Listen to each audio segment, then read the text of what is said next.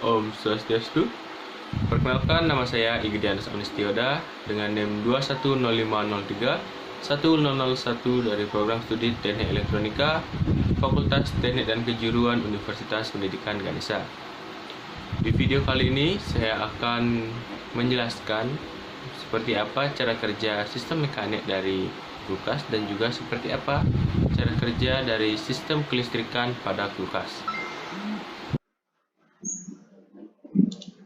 Nah, baik, di sini saya sudah memiliki dua buah gambar diagram dari sistem mekanik dan juga sistem kelistrikan pada kulkas dua pintu. Nah, yang di sini itu adalah sistem kerja mekaniknya dan yang di sini adalah sistem kerja kelistrikannya. Nah, di sini yang pertama saya akan menjelaskan tentang sistem mekaniknya terlebih dahulu. Nah, di sini sistem mekaniknya itu seperti ini. Kurang lebih sama seperti sistem mekanik pada AC. Nah, yang pertama saya akan menjelaskan bagian-bagian dari sistem mekanik ini. Yang pertama itu ada evaporator yang ada di sini. Kemudian ada katup ekspansi atau biasa disebut dengan expansion valve. Dan kemudian ada kondensor dan juga ada kompresor. Nah, keempat bagian-bagian tersebut dihubungkan oleh pipa yang di dalamnya berisi refrigeran atau cairan pendingin yang bisa juga disebut dengan freon. Nah, dari yang pertama saya akan menjelaskan kompresornya, cara kerjanya. Nah, di kompresor fungsinya itu adalah memompa cairan refrigeran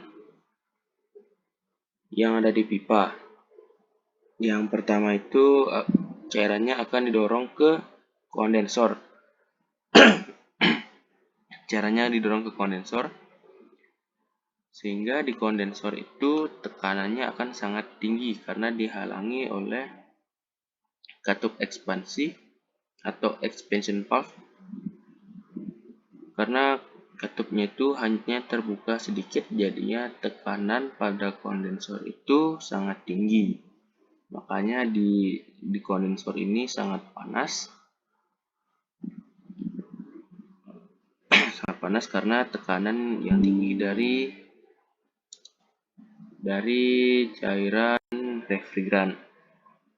Nah, kemudian cairan itu melewati katup ekspansi yang kerannya itu hanya dibuka sedikit. Hanya seperti cipratan saja yang menuju ke evaporator. Nah, dari katup ekspansi itu menuju ke evaporator. Nah, di evaporator ini cairan refrigerannya itu tekanannya sangat kecil karena dari katup ekspansi itu hanya melewatkan sedikit saja cairan refrigeran. Hanya cipratan-cipratan kecilnya itu, hanya dia di sini itu dingin karena tekanannya itu sangat sedikit. Nah, kemudian dari evaporator ini akan kembali lagi ke kompresor. Nah, dari kompresor itu akan dipompa kembali ke kondensor. Terus seperti itu. Kemudian di sini ada panas, tulisan panas itu. Nah, di sini sistemnya itu akan saya lanjutkan ke sistem kelistrikannya, cara kerjanya. Nah, yang pertama dari listrik PLN, bagian lain itu listriknya akan menuju ke termostat dan juga lampu yang ada pada kulkas, lampu door itu. Jika lampunya itu dibuka, maka ini akan terkonek, jadinya lampu itu akan menyala jika pintu dibuka. Jadinya karena itu akan tergeser ke arah open, jadinya ada elektronnya itu mengalir menuju ke netral. Jika pintu itu ditutup, di close, maka akan diputus, ya, maka lampunya akan mati. Untuk gambar dari switch door itu seperti ini, yang di sini. Kemudian termostat. Termostat itu fungsinya untuk mengatur suhu yang ada pada kulkas.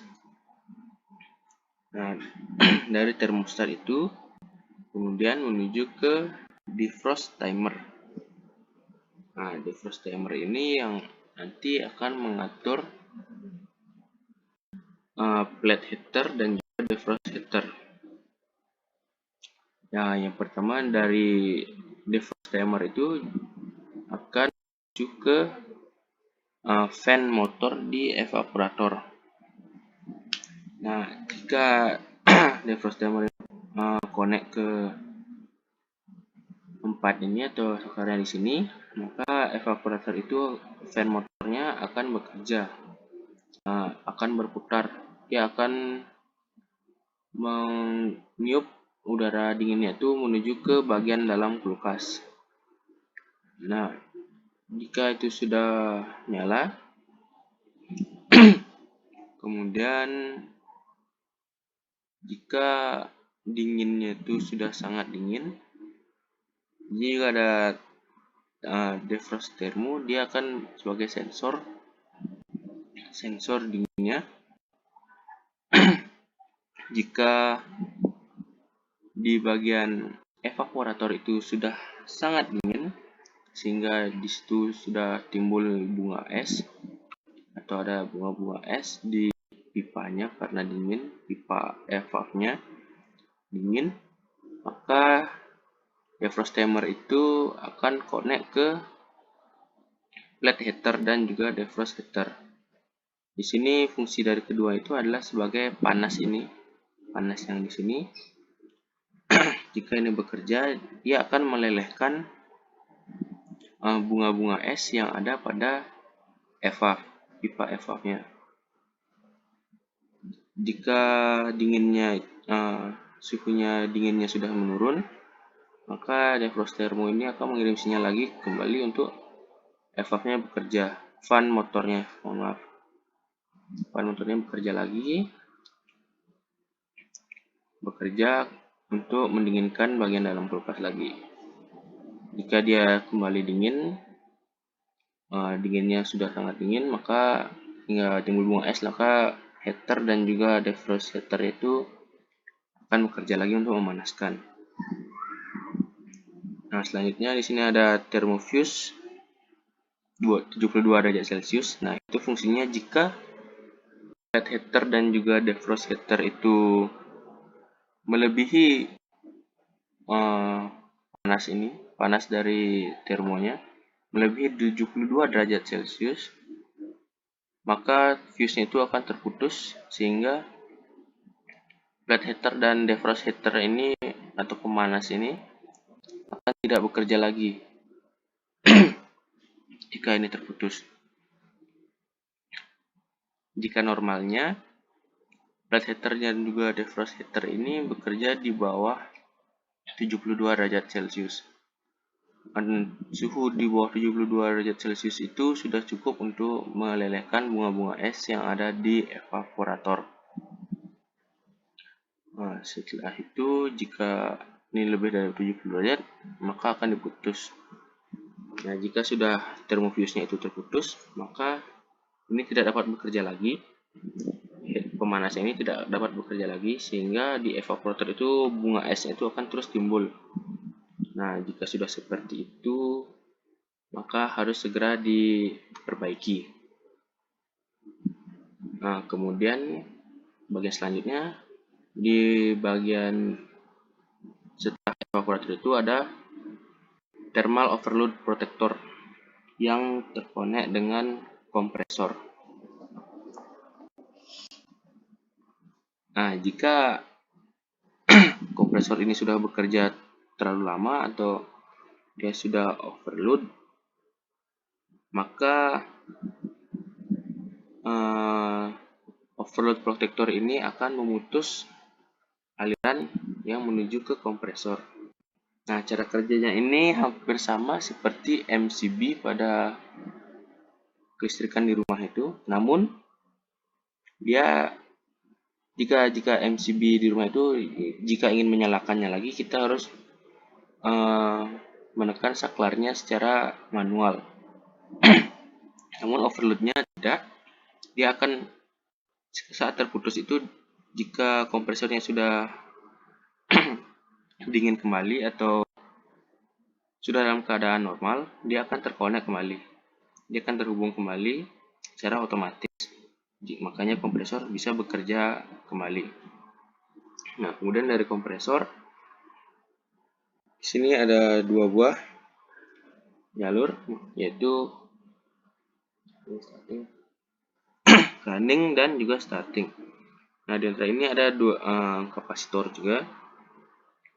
Nah, ini nantinya akan membantu kinerja dari kompresor ini agar tetap stabil.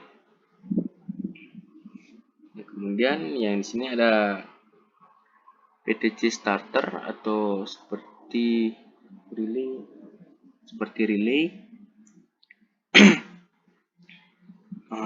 Dia akan bekerja jika ada arus balik dari netral.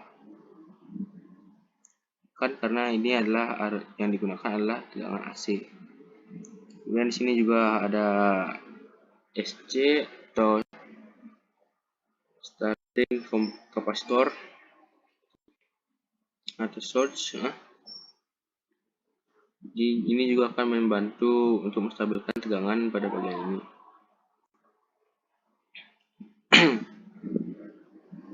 Ya, kurang lebih seperti itu saja penjelasan dari sistem kelistrikan dan juga mekanis pada kulkas. Baiklah, kurang lebih seperti itu video dari saya. Jika ada salah kata ataupun salah dari penjelasan yang saya berikan, mohon maaf. Saya tutup dengan Paramaya Santi. Om Santi Santi Santi Om.